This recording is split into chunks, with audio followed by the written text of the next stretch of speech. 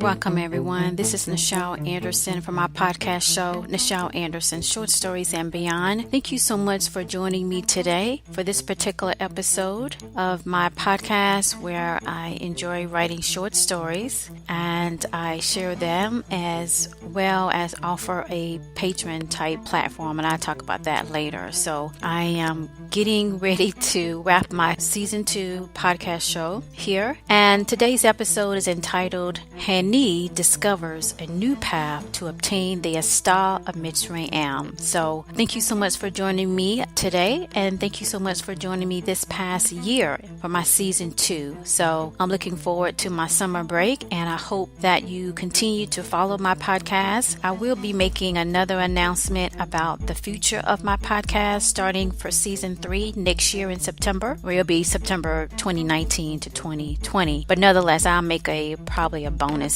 episode on that. Basically, I just made changes to the frequency of it. But just to go over a couple of housekeeping things for those that are new to my podcast here, I focus on, again, my short stories that I enjoy to write, mostly focus on my production that started with my book called Mitsrayim, with, as you can tell, this title for this episode about Hanee discovers a new path to obtain the Astar of Mitsrayim, and I turned that into a theatrical production. So from the book of Mitsrayim, I turned it into a stage, and I'm planning right now to return back to stage. It would be entitled The Prestige Return of MOLIAE Stageplay. So that's still in the prep phase right now. Once I get those dates to when we are ready to roll that out, it will be a bigger production, and I hope that you're able to attend the stage play where I'm bringing in new characters. Okay, but yes, this particular podcast is a premium podcast. I do release mostly clip snippets of the short story. To get the full short story, you could become a patron member. On my Patreon page, I have that link at the bottom of this broadcast in the description box. You can click that link to find more information about it. I also do have an app.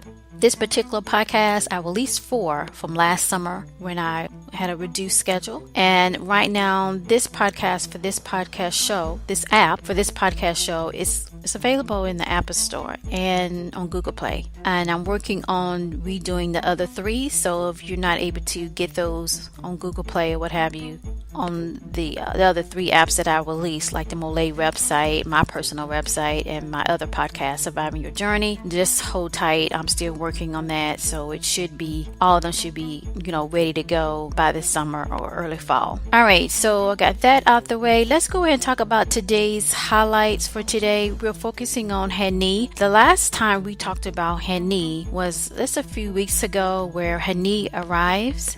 Basically, he enters the domain of Tiamat, and it seems like they already knew they will have an informant, and I call it informant. I said it that way. And he's part of the Oten tribal area, which is the western side of what we're calling the Sudan, which is Africa. And he's basically betraying Oten. And they got an intersection. You got to connect the dots together. So get to the point moving forward. This tribal member wants to go in between Oten and be the contact with the Orions, where he gathered that Hanee is of the top rank. That's where the power comes. That's the link to what we would call the government, okay? And that's the person that he wants to connect with. And Hanee, is thinking about it, but he's trying to do 2 things, it seems, because it seemed like it wasn't the initial plan. Back in episode 30, when I started this particular season 2, he directed Lanko to find Nontu and to bring him back and to still search for Ecko. Now you see, for some other reason, a decision was made, and this could have been in the reveal part of my podcast, that you have to become a patron member to get the other part of the story. But you do see that something has changed, that now he's on the scene. He's in Tiamat, and they arrived in what we call the night. In my description of it during the podcast episode reading, I call it Kingo, the moon. This is another reference to the moon above, so that means it's nighttime. And anyway, this tribal member mentioned about some people were found that's right over the several hills, the mountains, what have you, and Hanee want him to take him there. So today we're going to catch up on that, right, and move forward to find out another clue of who are these people that was found. Because in the last episode last year, King Milan was basically the one that, took care of Ecko by sealing up the cave and where the river flowed in, so they were trapped. Didn't at that time see that anybody got out, but for some reason they had to spread out or what have you, as some, I guess, the soldiers with Ecko did get out, or at least somehow it got to the point that either some escaped there or everybody wasn't in the cave, because definitely Lanko definitely made it out or wasn't in the main domain where Ecko was. So that's basically where we're going to focus on that. There is a reveal at the end. So last week, the recap of that episode is episode 49. That's King Milan accepts Rulin's message. And this is the first time in this series of this timeline that King Milan and Rulin is in the same scene. Rulin came on the scene back in episode 26 when Queen Hagar remembers. And now we see Rulin moving forward, and he met up with elder grandfather Tahi, who is the father of Queen Hagar, and Rulin, I guess, is deciding. He decided that he's going, he don't like Mitsrayim. He definitely don't like Milan because he got the woman that he wanted. I mean, we're just going to put it out there, right? It's the truth. Just put it on the table. That's the root of it. That he really wasn't willing to want to do the right thing where he see that these people are attacking Mitsrayim, and, it's out of selfishness and greed and control and power. But he decided to take that choice and not side with Nontu or Lanko. Not to say that it might be some other dealing in that situation, but Nontu seems like he's just getting too big too fast, and it's better to side with Mitsrayim so they can take out Nontu. And kind of highlight that it's a very intense scene, so hopefully you enjoyed it, and if you like it, share it. So let me go ahead and get started with this particular episode 50. So let's begin. For this week of my podcast show, Nichel Anderson, Short Stories and Beyond, entitled Hanee Discovers a New Path to Obtain the Astar of Mitsrayim.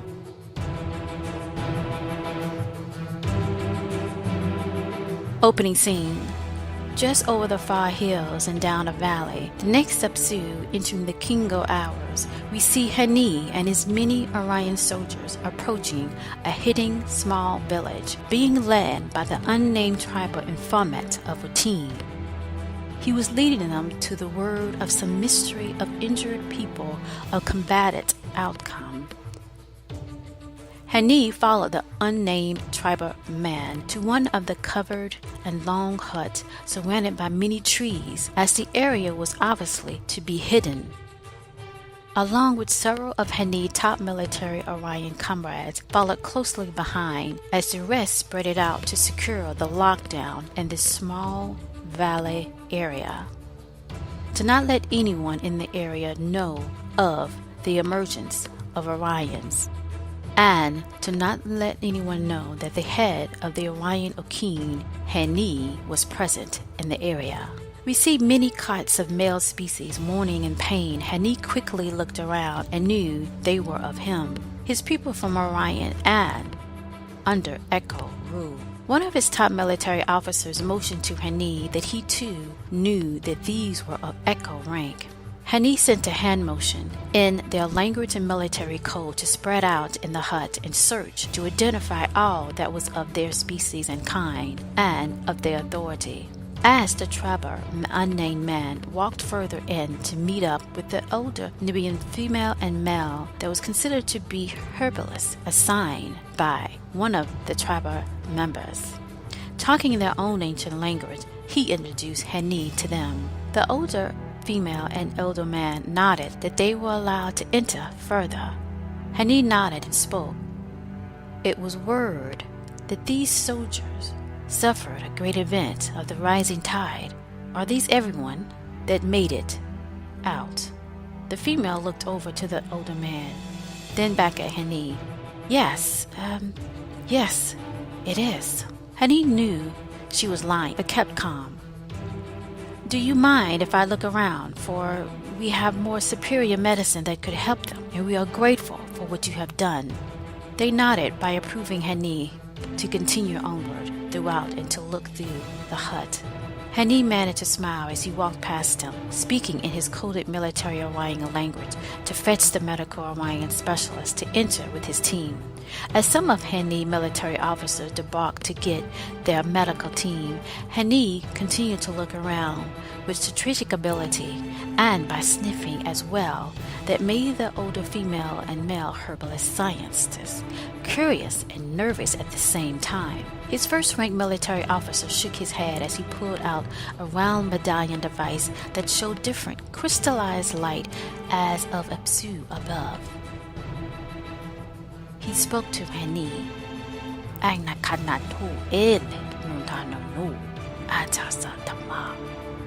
Translation: I do not see him.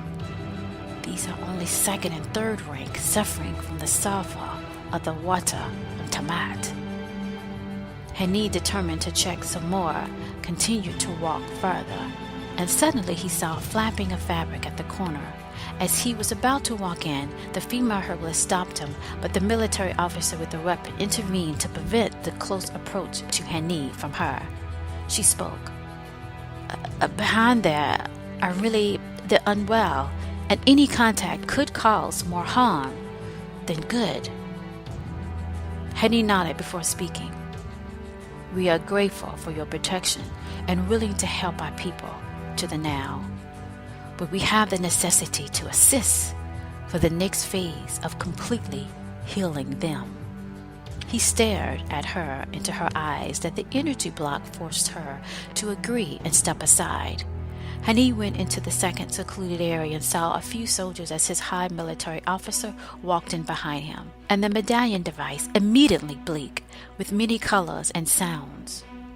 Both of them looked at each other and returned to see to whom was the one that they seek. Before Hanee, first military officer, could motion to where it was coming from, Hanee already knew which one to go to. He sat near one of the dressed-up soldiers and squeezed his shoulder. The male immediately opened his Orion eyes. Hanee was handed another device from his high-rank military officer, rank 1, that he laid it by the neck bone to remove the mask of the side face covering to reveal his longtime friend. The once unknown soldier coughed a few times, then spoke in a raspy voice. I knew you would find me, but you should not have risked coming to Tiamat. Hanee smiled. That is what old friends are for. I will bring you back home. He coughed again. Always the warrior you are. Hanee looked down for a moment as the memories of previous battles before then. He remembered their combative nature. His high military officer that was checking the pulse and medical condition looked at Hanee out of sight and shook his head that the condition of him was not good. Hanee nodded and paused before looking back at the unnamed soldier. I know the Apsu's on me is not for the eternity. He coughed again. Hanee nodded and spoke in his Orion language.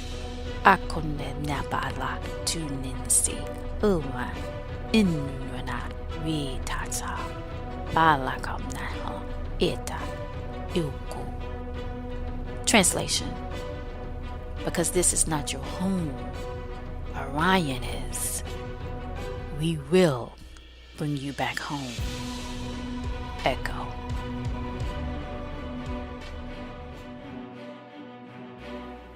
Meanwhile, in Mitsrayim, we see Queen Hagar standing, still pregnant, holding Princess Hannie's hand. As Helic addressed his concerns develop, Ezra, the high herbalist, stood close by, next to Elder Tahib and Queen Mother Mane, along with Tesna from the first rank member council of Mitsrayim. She nodded as Helic gave the message. This concludes this week's clip snippet for this episode. If you would like to listen to the full story, please visit my Patreon page. The information will be in the below description. Mostly every week, I will release only the clippet of the short story, and once you become a patron, you will have access to the full short story, what's going on next, and I do plan to release more director clip notes as well as a bonus of releasing a story. Thank you again for joining my podcast this week. Of this podcast, Nichel Anderson, Short Stories and Beyond. So long.